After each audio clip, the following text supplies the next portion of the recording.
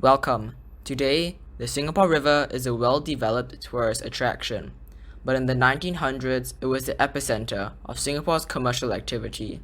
Hence, it is rich in heritage and historical value. Join us as we rewind the clock and dive into its past.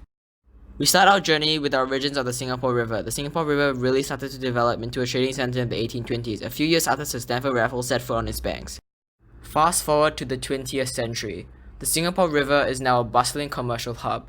Its straits are lined with boats filled with goods. Along its banks lie many buildings and monuments, some of which are still present today. An important building back in the day is the Old Parliament House. The building was home to the Parliament of Singapore from 1965 until 1999. It is one of the most historically significant areas in Singapore, as it was the central seat of colonial power in Singapore. The main British government was located there and remained there until 1875.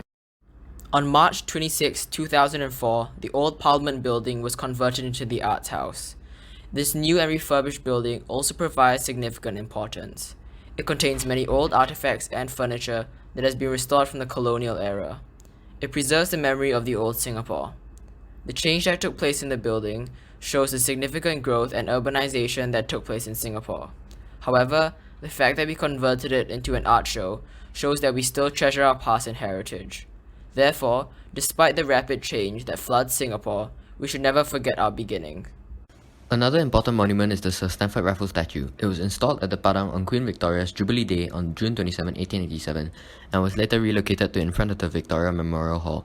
The statue was oriented to face the place where Sir Stamford Raffles was assumed to have landed. Since the Sir Stamford Raffles statue has not been changed in any form for over 130 years, we can see that Singapore treasures its heritage greatly.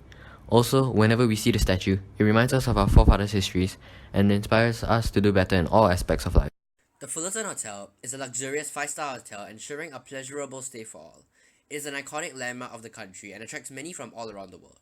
It has a valuable heritage to its name and played a significant role in Singapore's development.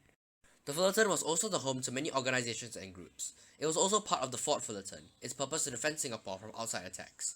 However, it was said to be incapable of defending any attacks and was thus demolished. The Fullerton grew from a fort to a place of business and now a hotel. The Fullerton had many organizations that played an important role in Singapore's growth and economy.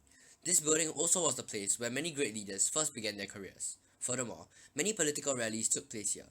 These occurrences allowed Singapore to become more politically developed and overall grow as a nation. Other countries saw the potential in Singapore as a developing country, hence they had faith in Singapore's growing economy and found it beneficial to set up some banks here. One of them is the World Bank of China that was built in 1954. Now there are 15 branches all around Singapore which are easily accessible to the citizens. Today, we have learnt a lot more about the significance the Singapore River holds in our country's history.